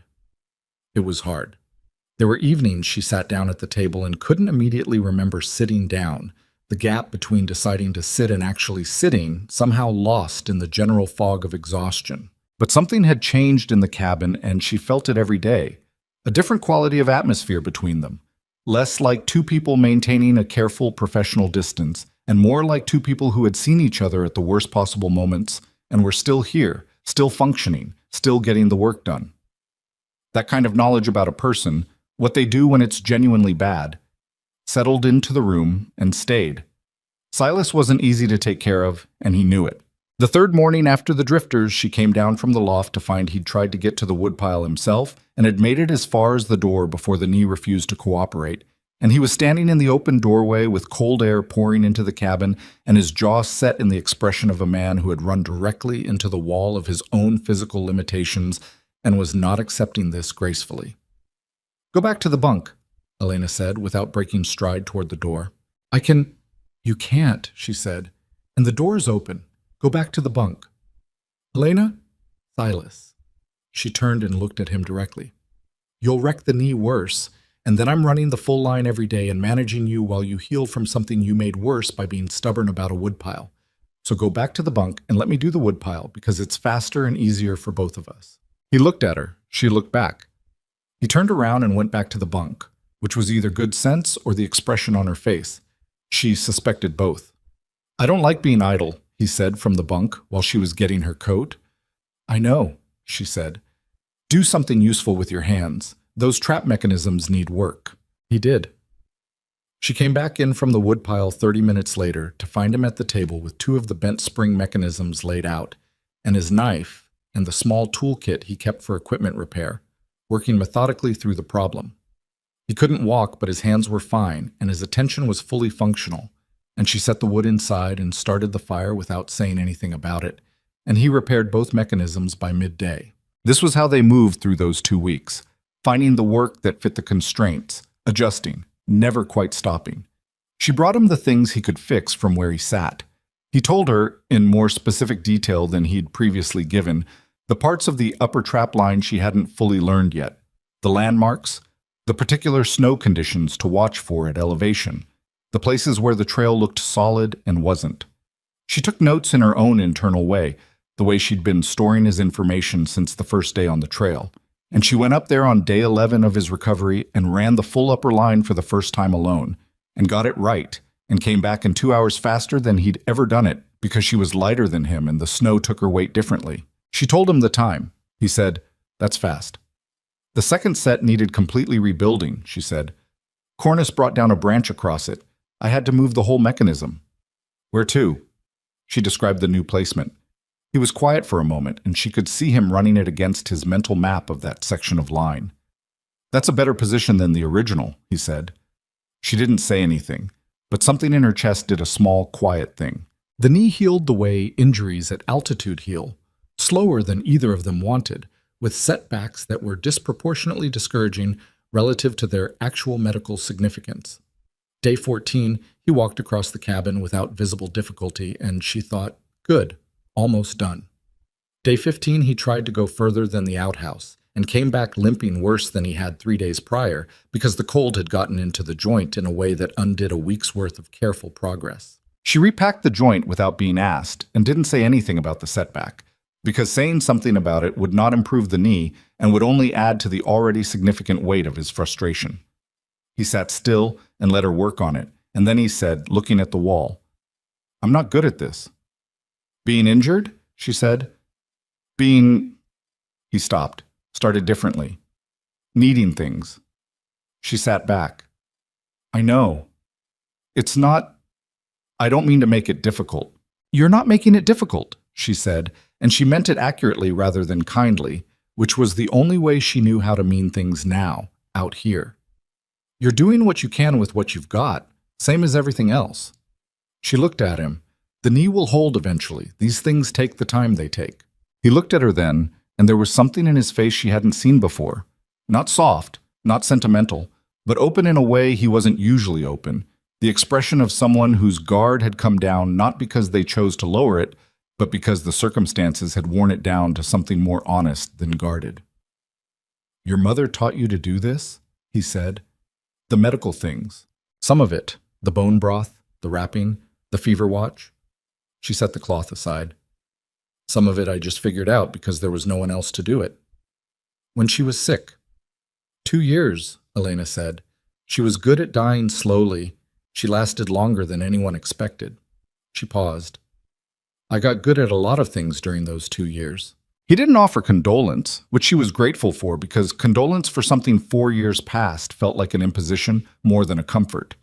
He just sat with the information, the way he sat with most information, letting it take its actual weight rather than rushing to manage it.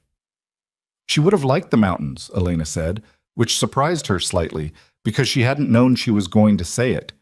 She would have complained about everything and loved every minute of it. Silas made the sound that was almost a laugh. What would she have complained about? The cold, the work, the absence of a proper kitchen. Elena considered. The fact that you don't talk enough at meals. I talk at meals.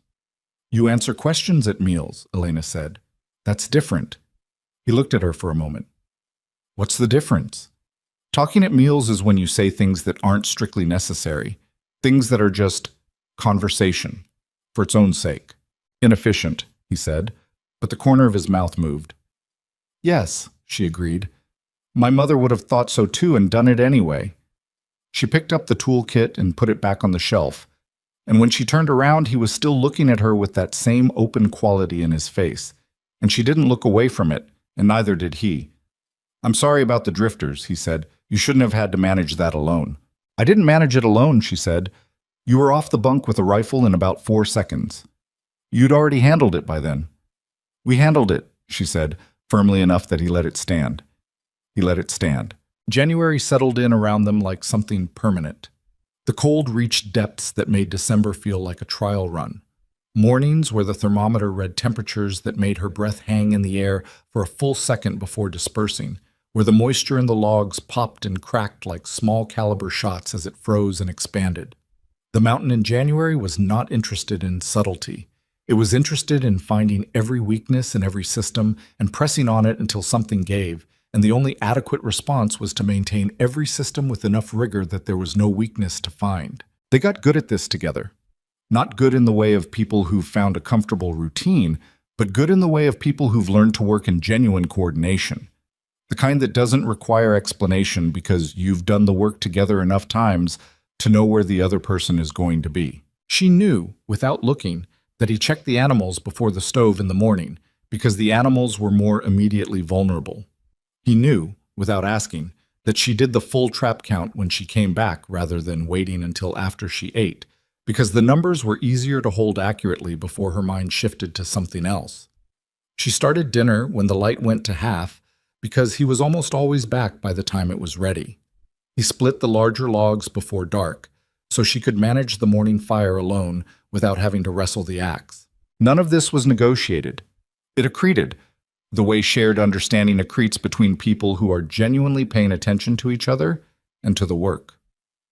The night Silas took his first full walk on the healed knee, down to the creek and back, a quarter-mile round trip that he came back from without limping. She had hot coffee ready, and she didn't make a thing of it, just set the cup on the table, and he sat down and drank it and looked at the fire. "Full line tomorrow," he said. "Upper or lower?" she asked. "Both," he said. "Together." She looked at him. "You don't have to watch me run it. I know the line." "I know you know the line, he said. "I want to see the new placement on the second set, the one you moved." He wrapped his hands around the cup. "And it's been 2 weeks since I've been up there. I want to see the condition of the high sets before another weather system comes through." She accepted that, because it was true on its own terms and didn't require unpacking for any other meaning. They went the next morning, early, with the sky the deep cold blue she'd come to associate with good weather days, and they ran the line together in an easy competence that felt to her like something worth noticing. He looked at the second set, the one she'd relocated after the branch came down, for a long time without saying anything. She stood beside him and watched him assess it and waited. "This is a better placement than I had originally," he said. "The angle of approach from the north is better," she said, "and there's a natural funnel between those 2 spruce trunks." "I know," he said. "I should have seen it 5 years ago." "You weren't running the line from this direction," she said. "I came at it from the east the day I moved it, because the snow conditions from the west were bad. You always approached from the west." He looked at her. "How do you know I always approach from the west?" "The packed trail. The way the brush is cleared on the western approach and not the eastern one." She paused. "I pay attention." He turned back to the set. "Yes," he said. "You do." They finished the line and came back down through the timber as the light went from morning blue to midday white.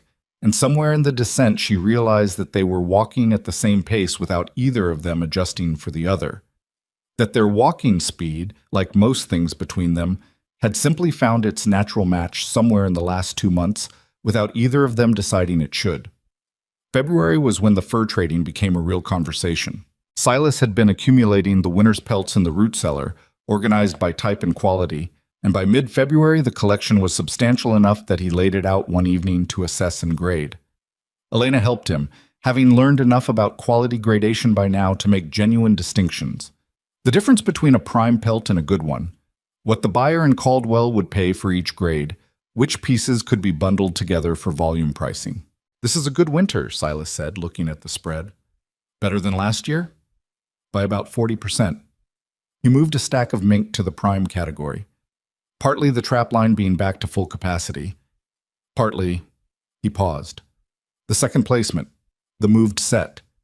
That section has been producing better than any other this season. She filed that without comment. They were sitting across the table from each other with the pelts sorted between them, and there was lamplight because the days were still short, and outside the mountain was going through its late February stillness that was not quite the stillness of deep winter, and not quite the first sense of spring's approach, but something suspended between the two. Elena was looking at the grades she'd written on the paper between them, and she was aware, in a peripheral way, that Silas had stopped working and was looking at her. She looked up. He had the expression on his face that she'd come to associate with something he was deciding whether to say, a particular quality of stillness that was different from his ordinary stillness, less settled, more like something held carefully in both hands. "What?" she said. He was quiet for another moment.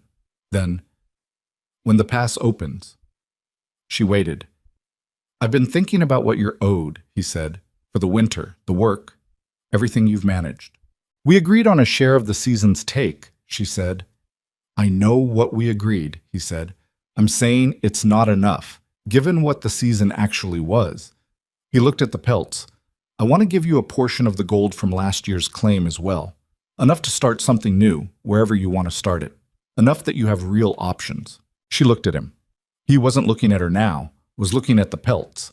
And there was something in the careful way he'd constructed that sentence, "wherever you want to start it, enough that you have real options," that told her he'd been sitting with this for a while and had chosen the words specifically to leave her the maximum possible room.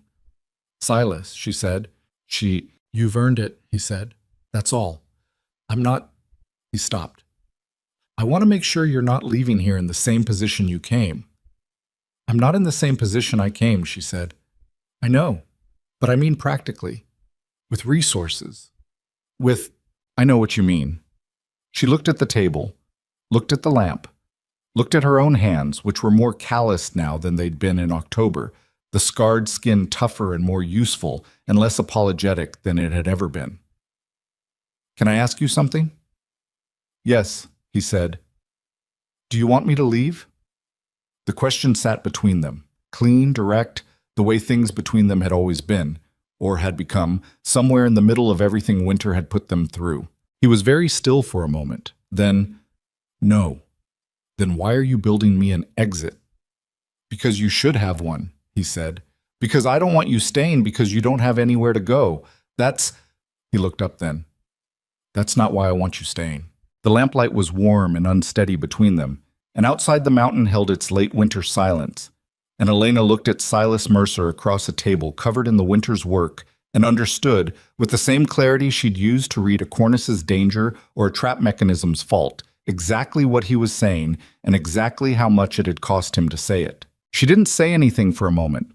She turned her coffee cup in her hands, the way she sometimes did when she was thinking something through to its actual end rather than its comfortable near end. "I'm not staying because I don't have anywhere to go," she said finally. "I stayed through the blizzard and the fever and 3 men at the door and 2 weeks of running the full line alone, and I could have left when any of those things happened and I didn't want to. That's different from not having options." He looked at her. "So keep your gold," she said, "or don't. But don't build me an exit because you think I need to be free to leave. I know I can leave." She held his gaze. "I'm telling you, I don't want to." The fire worked steadily in the stove. The lamp held its small, warm circle over the table. Outside, the snow was beginning one of its slow, thoughtful falls, the kind that came without wind and settled without urgency. And the mountain received it the way the mountain received everything, with the absolute patience of something that had been here long before either of them and would be here long after. Silas looked at her for a long moment, and then something in his face did the thing she'd seen it do the night of the fever, that rare opening. Not soft, not sentimental, but stripped of its usual careful distance. "All right," he said. "All right," she said. They went back to grading the pelts. His hand moved a stack of beaver to the prime pile. Her pen made a notation in the column. The lamp burned. The snow fell. It wasn't a grand moment. It was quiet and a little clumsy and completely real, the way the best things between people usually are. Not arrived at cleanly, but worked toward honestly, through all the friction and cold and difficulty that made it mean something by the time you got there. She was still sitting at that table an hour later, long after the pelts were sorted and the lamp had been trimmed and the stove banked for the night, and she thought about the woman who had closed a door quietly after Franklin Gable walked away from her porch, and thought about the drive between that woman and this one. The trap lines run alone, the fever watched, the pot of broth thrown at a man's face, and she understood that the scars on her arms had always told the truth about her. She had always been the person who survived things. She'd just finally found somewhere that needed exactly that. March came in the way it always did in the Cerro Range. Not gently, not with any of the softness that the word spring implied to people who lived at lower elevations, but with a kind of grudging incremental loosening. The snow didn't melt so much as it negotiated.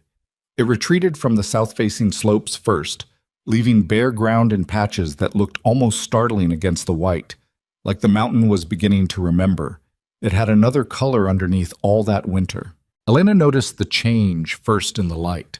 The angle of it shifted sometime in early March, coming through the cabin's small east window at a different slant that hit the table in the morning rather than the floor, and she found herself sitting in it while she had her first coffee, turning her face toward it slightly without deciding to, the way a plant will angle toward a window without having any opinion about it. Silas noticed her doing this and didn't say anything about it, which was how he handled most of the things he noticed about her now, with a quiet, specific attention that had stopped feeling like observation and started feeling like something closer to care. They were different with each other than they'd been in October. Not dramatically different. There was no single conversation that had changed things, no declared moment. It had been accumulative, the way trust between people who aren't naturally demonstrative tends to be, built in layers so thin you couldn't point to any individual one and say, there, that was when it changed. But when you stepped back and looked at the whole structure, you could see that it was solid, that it would hold weight. She still didn't know everything about him. He still had silences she didn't try to open. There were mornings he came down from the loft with something dark behind his eyes that she'd learned to read as leave it alone. And she left it alone, because she wasn't under the impression that knowing someone completely was a thing that happened or needed to happen. She knew what mattered. She knew what he did when things went badly. She knew he'd crawled 40 yards through chest-deep snow on a damaged leg and hadn't stopped. She knew he'd come off a bunk on a knee that should have kept him flat because she was at the door alone. She knew he was fair in the specific way that some people are fair, not as a performance, but as a structural feature, something load-bearing in who he was. That was enough. That was, she thought, considerably more than most people got. The pass opened in the third week of March. Silas knew it the same way he knew most things about the mountain, by reading several indicators simultaneously rather than waiting for one definitive sign. The wind direction shifted. The snow on the lower trails settled rather than drifted. The creek, which had been frozen solid since November, began making a sound under the ice, a low, insistent movement that built over 3 days from barely audible to something you could hear from the cabin with the door closed. "Pass is open," he said one morning, looking at the map he kept on the wall above the small desk. Elena was at the stove. She didn't turn around. "I know," she said. He was quiet for a moment. "The buyer in Caldwell. I need to get the pelts down before the next system comes through. There's a window of 4 or 5 days." "We should go tomorrow," she said. "The morning forecast is the best of the week." He looked at the map. "It's a 2-day ride down. Another 2 back, with resupply." "I know," she said. "I've done the math." He turned from the map. She still had her back to him, working at the stove, and he looked at her in a way that she'd learned to feel without seeing, a specific quality of attention that was different from his watching the trapline attention or his reading the weather attention. "Elena," he said. She turned around. He was standing at the map with his arms at his sides, and he looked not uncomfortable exactly. Silas Mercer didn't do uncomfortable in any conventional way, but he looked like a man standing at the edge of something he'd thought about for a while and had decided to step off. "When we get to Caldwell," he said, "you'll have choices. Real ones. The gold from the season's take and the additional I put aside, it's enough to start something significant, a house in a real town. A business, maybe. Things that look different from this." He gestured, a single motion that encompassed the cabin, the low ceiling, the single lamp, all of it. "I want you to know that. I want you to go to Caldwell knowing what your options actually are, not guessing." She looked at him for a long moment, across the table where they'd sorted the pelts, across the stove where the coffee was going, across 4.5 months of everything the mountain had put between them and everything they'd built in spite of it. "Are you worried I'll leave?" she said. "I'm worried you'll stay for the wrong reasons," he said. I told you that before. And I told you I'm not staying for the wrong reasons. I know what you told me. His voice was even, but it wasn't closed. I'm saying, in Caldwell, when you're standing on flat ground with options in your hand, I want you to look at those options honestly, not through the lens of a hard winter that makes this place look better than it might look in July when there's time to think clearly. She put down the thing she was holding and crossed the room and stood in front of him, close enough that she had to look up slightly to hold his gaze. Silas, she said, I have been thinking clearly. This whole winter. That's the part you keep not accounting for. That I'm capable of knowing my own mind. She paused. Or maybe you know it and you're scared of it. Something moved in his face. Maybe, he said. I'm going to Caldwell with you, she said, and I'm going to stand on that flat ground and look at every option. And then I'm going to ride back up this mountain with you because that's what I want to do. And at some point you're going to have to let yourself believe that. He held her gaze. She held his. All right, he said quietly. Good, she said, and went back to the stove. They left the next morning with the pelts loaded on the mule and the sky exactly what the signs had promised. Hard and clear, and cold in a way that was workable rather than brutal. The kind of cold that moved with you rather than against you if you kept a good pace. The trail down from the high cabin was different in March than it had been in October. She was different, which was part of it. She read the footing now the way she'd learned to read everything up here, constantly and practically. Her body adjusted to the demands of the terrain in a way that 4 months ago would have taken real effort, and now just was. But the mountain itself was different too, the light reaching further, the shadows less total, the sound of running water beginning to assert itself under and around the snow. She caught herself memorizing pieces of it. The way the creek sounded at the first crossing, the specific configuration of 3 spruce trees at the second switchback that had been her landmark all winter for knowing how far she'd gone on the lower trapline. The cliff face above the 4th-mile marker where Silas had pointed out the disrupted snow on their first trip up, teaching her to read what she hadn't known to look at. She hadn't expected to feel this about a mountain. She hadn't expected to feel that a specific piece of landscape could accumulate meaning through use and attention and difficulty until it became something that was not home exactly, not in the way Coldwater Creek had been home, but something more earned than that. Something she had a claim on because she'd worked for it, which was different from the place you were born into and different again from the place you chose without having been tested by it. Caldwell was a 2-day ride, and they made it in a day and 3/4, stopping one night at the same flat rock above the creek where Silas had rested on their way up in October. She sat on that rock in the March cold and looked at the valley below. Visible from this elevation now that the trees had lost their snow weight and opened up the sightline, and thought about October Elena sitting at a kitchen table in Coldwater Creek, looking at her hands and thinking about margins and running out of options. That woman felt close and also entirely strange to her, not foreign. She could locate every decision that woman had made, understood the logic of it, didn't want to dismiss her or the difficulty she'd been living in. But the distance between that kitchen table and this rock was not just miles. "What are you thinking about?" Silas asked. He was beside her, both of them looking at the same view. "October," she said. He was quiet for a moment. "And?"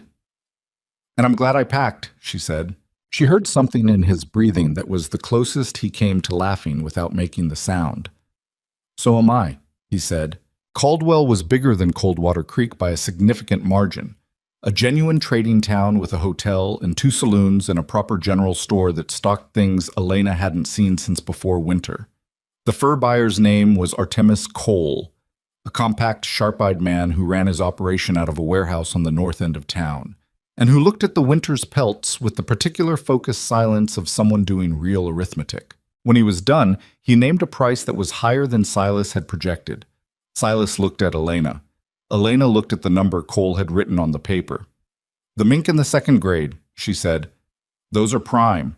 The edge on the 3rd pelt is uneven, but it's trim damage, not a quality issue. It should be 2nd grade, not 3rd. Cole looked at her, looked at Silas, looked back at her. "You the one running the line?" "Half of it," she said. He looked at the pelts again, moved the disputed mink to the 2nd grade pile, rewrote the number. Silas said nothing the entire time, and she understood without discussing it that he was giving her the room to conduct her own business, which was different from stepping back and different again from stepping aside. He was simply standing at the correct distance. Cole paid them in gold and in Caldwell paper that could be exchanged further south, and they walked out of his warehouse into the March afternoon with more resources than Elena had held in her hands since before her mother got sick. She stood on the boardwalk in front of Cole's warehouse and held the weight of it and let herself feel what it felt like, which was not comfortable, not yet, large, real, more like a door than a destination. Silas stood beside her. He was looking at the main street of Caldwell, the hotel, the general store, the two saloons, the blacksmith that reminded her of Pete and therefore of home, which was a complicated thought. "There's a woman 2 streets over," he said, "runs a boarding house. Decent place, I've stayed there before. We can get rooms for the night, resupply tomorrow morning." "Rooms," she said, "plural." "That's the standard arrangement," he said, and there was a flatness in the word standard that she suspected was him being careful. "Silas," she said, "I'm not going to suddenly decide in Caldwell that I want a different life," she said. "If that's what you're managing around." He looked at her sideways. "I'm not managing around anything. I'm telling you where we're sleeping." "You said it like—" She stopped. "Never mind." They got the rooms. They ate dinner at the hotel's small dining room, which had a menu and a tablecloth and a woman who refilled the coffee without being asked, and it felt so thoroughly odd after 4.5 months that Elena sat in it for a moment before she could eat, just absorbing the quality of it. The noise, other people's conversations, the smell of food cooked in a kitchen by someone whose entire purpose was cooking, not by 2 people working through the day's tasks. "Strange," she said. "It always is," Silas said. "First day in town after a long season. Wears off in a few hours." "Does it feel like relief?" she asked. He considered that honestly, which was the only way he considered things. "No," he said. "It feels like somewhere I'm visiting." She nodded. That was accurate. That was exactly what it felt like. They were the only people at their table, and in the relative quiet between the other diners' conversations, she said, "I want to send a letter to Pete Danver." He looked up. "I told him I'd come back in the spring," she said. "I want to tell him I'm not. Or, not in the way I meant when I said it. I want him to know I'm all right." Silas set down his fork. "He'll be glad to hear it. Will you—" She paused. "Would you write something to him too? He'd want to know you're well. He worries about the people he cares about without saying he worries." Silas was quiet for a moment. "Yes," he said. "I'll write something." They wrote the letter that evening in their separate rooms and slid the pages under each other's doors to read, which was a strange and oddly tender process, seeing his handwriting for the first time, which was the handwriting of someone who wrote rarely and therefore with more care than speed. His section to Pete was 4 sentences. Hers was longer. She folded them together and addressed the envelope and put it in her coat pocket to post in the morning. She lay awake in the boarding house bed for a long time that night, listening to the sounds of Caldwell, so different from the sounds of the mountain, which had been total and enormous and entirely indifferent to human concerns. Caldwell was small sounds, someone moving in the room above her, a horse in the street below, a door closing somewhere in the building, the faint noise of one of the saloons 2 streets over. Human sounds, the sounds of people living in proximity, with all the friction and comfort that involved. She thought about Coldwater Creek, about Margaret Holt and Cecily Pruitt and Franklin Gable, and she tried to locate the anger she'd once had for all of that and found that it had gone somewhere she couldn't quite access anymore. Not forgiven, exactly, just reduced in importance by the sheer weight of everything that had happened since. You couldn't carry a long resentment and a full winter at the same time. There wasn't room. You put down what you didn't need to survive, and sometimes what you put down was lighter than you expected. The scars were still there. They would always be there. Ridged and silvered on both forearms, the skin tight in certain temperatures, the ache and deep cold that she managed now with Silas's pine tar salve and with the habit of movement she'd built all winter. They were still the first thing people noticed. Cole had looked at them, briefly, when she corrected his grading. The woman at the boarding house had looked at them when Elena took off her coat, but she'd stopped waiting for the look, stopped bracing for it, the way you stop bracing for a punch from someone who's already taken their shot and missed. The arms were part of her. They had always been part of her. They were the part that had reached through fire when she was 12 and pulled the rest of her out.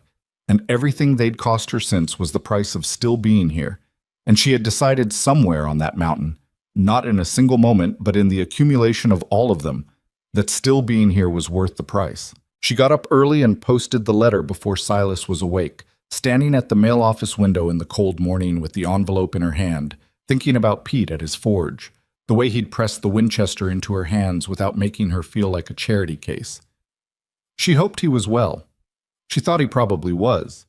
Pete was the kind of man who took care of himself quietly and thoroughly and didn't require anyone's worry.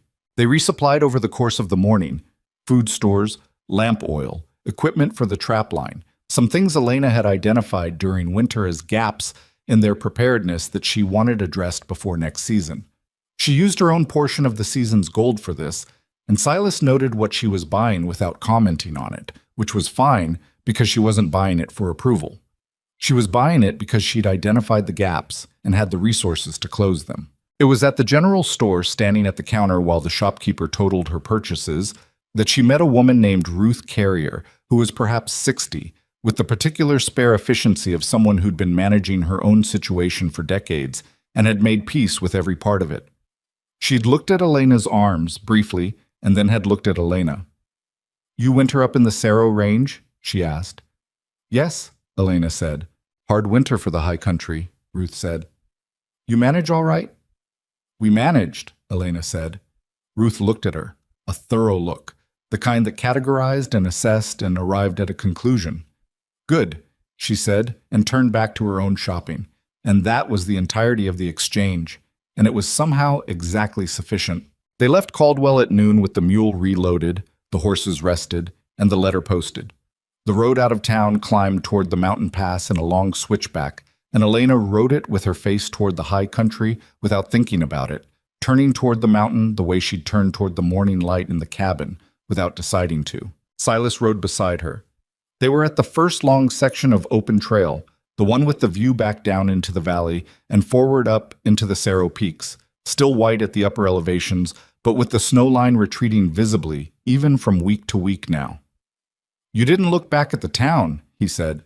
"No," she said. "You looked back at Coldwater Creek in October." He said it without judgment, just as an observation, the kind he made when he was noting a change. "I told myself not to," she said. "This time I didn't have to tell myself." He was quiet for a moment. Then, "What's the difference?" She thought about it honestly, the way she'd learned to think about things up here, what's following it to its actual answer rather than the nearest comfortable one. "In October I was leaving something. This time I'm going back to something." She looked at the peaks. "That's different." He didn't say anything for a while. The horses moved at their natural pace, the mule keeping up with the particular long-suffering practicality of mules, and the mountain came closer the way it always did on this road, gradually and then suddenly, the scale of it rearranging itself as you got closer until it was less a view and more an environment. "Elena," he said. She looked at him. "I want to expand the upper line next season," he said. "Add 4 new sets on the northeast face. I've been watching game movement up there for 2 years and it's consistent, but I need the lower line to be fully independent for me to have the time to work the new section." She looked at him. "Are you asking me if I can run the lower line independently?" "No," he said. "I know you can run it independently. You've been running it independently since January." He kept his eyes on the trail. "I'm telling you what I'm planning, because it's a plan that only works if you're here." She held that for a moment. The mountain air was cold and clean and thin in the way that high-altitude air is thin, and the trail was climbing steadily, and the horses breathed with the particular rhythm of working horses at a working pace. 4 new sets," she said, "northeast face. We'll need to scout the approach before the snow goes completely. Easier to read the terrain when you can still see the game trails from the surface compression." "I know," he said. "We should go up next week, while the snow's still consolidated." "I was thinking the same," he said. They rode through this pass as the afternoon light went long and golden across the snow, the particular gold of late winter mountain light that was different from any light at lower elevation, harder and colder and more honest, without the softness of atmosphere between it and the eye. The cabin was another hour above the pass, and she could see the ridgeline that sheltered it from this approach. Familiar now, in the way that shapes become familiar when you've oriented yourself by them enough times. The lean-to would need checking. The trap lines had been sitting for 4 days. She'd want to look at the door frame repair before the spring thaw put pressure on it. She was already thinking in lists, already home in her mind before they arrived, her attention moving through the cabin's systems the way Silas had moved through the first arrival checks on the day they'd gotten here in October. Except now it was her cabin too, mapped and known, and hers in the way that only things you've worked for are yours. They arrived in the last of the light. The clearing was still snow-covered, but the melt was beginning at the south edge, the first bare earth appearing in a thin, dark line along the tree roots. The cabin sat where it always sat, unlovely, solid, exactly itself. Elena dismounted and started on the animals before Silas asked, because the animals needed doing, and she was already there, and there was no version of this where she waited for instruction. She was working on the mule's rigging when she heard him on the cabin steps behind her, checking the door frame the same way she'd been planning to. "Repair held," he said. "I know," she said, "but check the south corner. There was compression there in February I didn't fully address." She heard him move to the south corner. A pause. "You're right. I'll pack it this week before the melt makes it worse." "There's extra pitch in the root cellar," she said. "Left side, middle shelf." "I know where the pitch is," he said. "I know you know," she said. "I'm telling you, I stocked it." There was a short silence, and then the sound that was almost a laugh. She finished the mule's rigging and led the animals into the lean-to and set about their care with the efficiency of someone who'd done this enough times that the steps were stored in her hands rather than her head. Behind her, she heard Silas working on the door frame, the sounds of the toolkit coming out, the scrape of the old packing being cleared. The light went from gold to gray to the deep settled dark of an early spring evening in the high country, and the stars came out above the Sarrow Range in the particular density of stars that you only got at this elevation, overwhelming in the best way, the kind of sky that made the concerns of towns and social judgments and 7 men with their hats in their hands feel very distant and very small. Elena finished with the animals and stood for a moment in the lean-to doorway, looking at the stars, breathing the cold air that smelled of pine and snowmelt and wood smoke from the fire Silas had already started inside. She was tired in the good, complete way of a day properly used. Her hands ached at the wrists in the particular way that came at the end of hard days. And she would use the salve before sleep, and tomorrow she would wake before light and start the fire, and the coffee would be ready and there would be work to do. She went inside. Silas was at the stove already, the fire built up and the coffee working and a pot of something simple starting on the heat. He'd shed his coat and was moving through the familiar space with the ease of someone returned to the right place, and he looked up when she came in. "Animals good?" he said. "Yes," she said. "The gray's off on his left front. I'll check it in the morning." "I noticed that on the last section of trail," he said. "Probably just a stone bruise. Should clear in a day or 2. She hung her coat on its peg. The cabin was warm and the lamp was lit and the coffee smell was working its way into every corner, and outside the mountain held its enormous cold patience, indifferent as always to the small human arrangements happening inside this log-walled room. She sat down at the table. Her table. That was a thought she let herself have without qualifying it. Not Silas's table that she used, not the table in the cabin where she stayed. Her table because she had earned it in every way that mattered, through blizzards and fever and armed men at the door, and weeks alone on the trap line and every small daily act of showing up and doing what the place required. "I was thinking," she said, "about the northeast face, when we scout it next week." He poured the coffee and set hers down in front of her. "What about it? If the game movement is what you think it is up there, we might be able to add a 6th set as well, not just 4, depending on the terrain." He sat down across from her. He wrapped his hands around his cup. He looked at her with that particular quality of attention that was the most distinctly his thing, direct, complete, not performed. "A 6th set would require a different approach route," he said. "The northeast face has a choke point about 2/3 up. I've never found a clean way around it." "I want to look at it from the east," she said. "There's a ridge line that might give us a second approach. I noticed it in February when I was running the upper line in the storm aftermath." He was quiet for a moment, thinking it through against his own internal map of that section of mountain. That could work, he said. She drank her coffee. The fire worked in the stove. The mountain settled into its night outside, the particular stillness of the high country after dark, total and ancient and completely unconcerned with whether anyone found it beautiful. She found it beautiful, not in the soft way that word sometimes implied, not pretty, not comfortable, not gentle, beautiful in the harder sense of a thing that was entirely what it was and didn't pretend otherwise. Beautiful the way honesty was beautiful, the way a well-set trap was beautiful, the way a repair that held through a winter was beautiful, the way the truth between two people who'd stopped pretending was beautiful.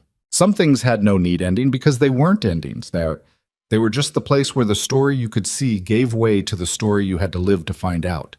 The woman who'd closed a quiet door on Franklin Gable's porch had ridden into the mountains with nothing left to lose, and had discovered that nothing left to lose was actually a different kind of freedom than the kind she'd been grieving. The man who'd crawled 40 yards through snow to get home had discovered that home meant more than a building. Neither of them was fixed. Neither of them was finished. Silas still had his silences she didn't open. She still had her stubborn refusal to ask for help until the very last second. They would argue about the right placement of a trap mechanism or the best approach to a section of trail or whether the stove was banked correctly for the night, because that was the texture of real life with another real person. And real life didn't sand down your edges just because you'd agreed to share space with someone. But they were here. Both of them, by choice, by the accumulated weight of everything the winter had required and everything they'd given it. The mountain had tested them the way it tested everything, without sentiment, without mercy, without any interest in whether they succeeded or failed. And they had done the only thing worth doing in the face of something that large and that indifferent. They had stayed and worked and built something that held. That was enough. That was, she thought, finishing her coffee in the warm cabin while the stars burned cold and dense above the Cerro peaks, more than enough. That was everything.